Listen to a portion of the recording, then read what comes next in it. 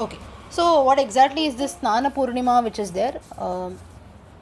Now, Snana Purnima is that day wherein once in a year on the Purnima, that is on the full moon night in the month of Jeshta, you have devotees who get a chance of getting a darshana of Lord Jagannatha in the Snana Mandapam, wherein now, just as all of us also, before there is a function or so, we dress up ourselves well and so on. Similarly, for the Lord also, before the yatra, or this is the first day of the yatra, wherein first Snanam is done to Jagannatha, Balabhadra and Subhadra. So Jagannath Puri, if you go to the temple, you will know that you have Krishna in between, known as Jagannatha, then you have Balabhadra on one side, that is Balarama, and Devi Subhadra. So it is a temple for all three siblings who are there. And along with Sudarshana Chakra, so along with Sudarshana, all the three deities, they come out of the Snana Mandapam. That is how is this Snana Purnima that is there. And within the temple premises only, you have the idols which are taken. And here if you see, now this story that is there of Jagannatha, how it comes today, we'll just look at it in brief. Maybe later also, we will, in the next few sessions, you will see, we'll look at the story of Jagannatha also in detail.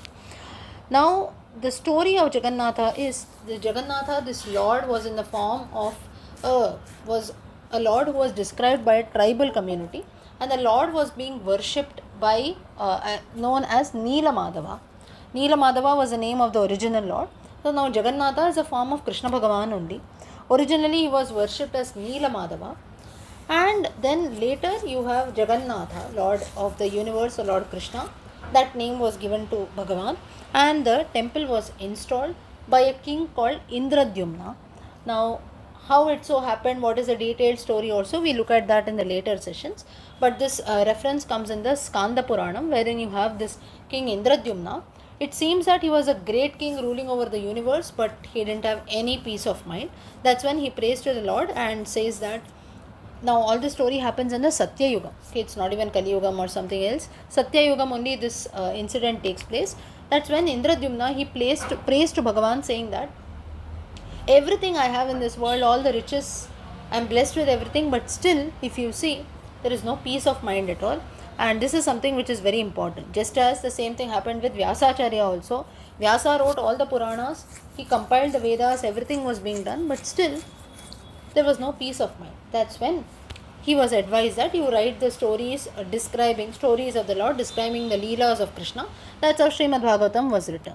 So, the point is of telling these incidents, or even in the case of Indradyumna, having all the riches in the world doesn't matter if you don't have peace of mind.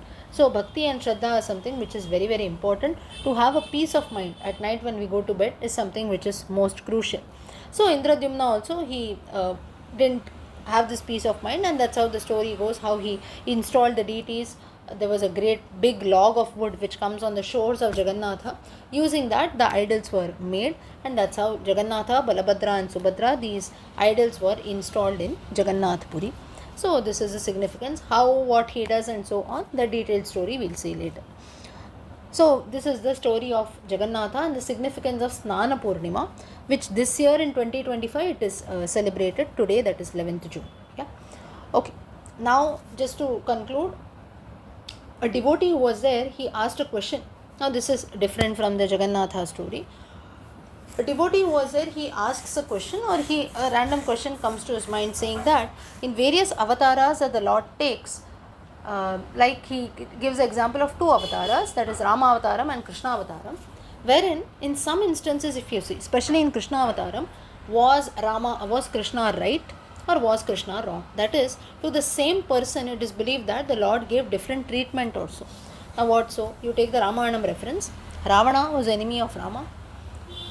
No doubt Ravana had his own karma, and that's the reason he was killed by Rama. But Ravana, who was there, after his death also, when he had fallen on the deathbed, Rama tells Lakshmana to go near Ravana and imbibe his teachings, whatever. Now Ravana was a great scholar. Though he had fallen on the path of adharma, he was a great scholar, great Shiva Bhakta, knowledge of the Vedas. He used to play all kinds of the Veena, musical instruments, this, that, everything was there. All the riches he had, a lot of knowledge he had, very learned person, but he fell into the trap of adharma.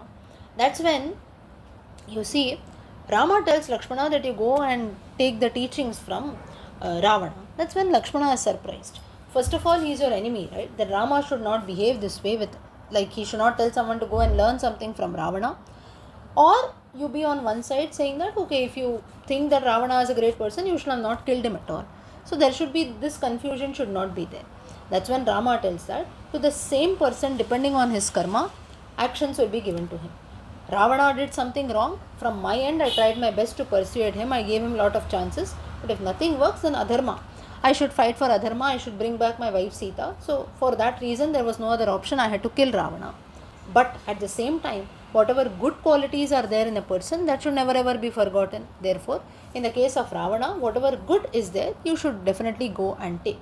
So depending on his karma, you should always behave with the person. So the same person can also be treated differently based on his own karma. So one important lesson from this incident also is, people like you and me, all of us, we have something good or bad in us. We can definitely, instead of blaming someone for his bad things, evil karma also, you can always look upon the good things. Similarly, one more instance from Krishna Avataram, in the case of Bhishma. Bhishmacharya was a great devotee of Bhagavan. The Vishnu Sahasranama, the 1000 names of Vishnu, were told by Bhishma to Yudhishthira in the presence of Bhagavan Krishna in the battlefield. But this same Bhishma who was there, Shikhandi was brought in front, and that's how Bhishma was laid down on the bed of arrows in Kurukshetra Yuddham. So again a dilemma, is Krishna right or wrong? Saying that, has Krishna done the right thing? By Bhishmacharya is a great devotee, so therefore Krishna has to bless Bhishma. That was done. But at the same time, Krishna also, with the Pandavas, with the help of Krishna, they were responsible for slaying Bhishma also. So here if you see, Krishna changes his character. So that also depends on one's karma. Bhishmacharya, when he is a bhakta, he was supported by Bhagavan. But when Bhishmacharya supported adharma, that is Duryodhanadi Kauravas, that's when Krishna also gave him the punishment or gave him the relevant karma for that. So therefore, out of these two examples that are there, what we get to learn is, to us also, if there are good things or bad things that are happening, it depends on our karma. So if we do good things also, like Bhishmacharya, if you are a bhakta, the Lord also behaves this way with us. But at the same time, if we do evil karma, or even if you support adharma, for that also you have to reap your results. Now, it doesn't mean that it is a tit for tat mentality. The Lord is not like human beings. You be good to me, I'll be good to you. You be bad, I'll be bad. It's not that way. But if that hit is not given to us, if you are moving on the path of adharma, if that hit was not given, then things will never fall in place. Like in the case of Bhishma, you take the same example. If when he supported Kauravas and when he was on the part of adharma, if Krishna, with the Pandavas with the help of Krishna had not shot him down, maybe the Vishnu Sahasranama Upadesham would never have been given by Bhishmacharya.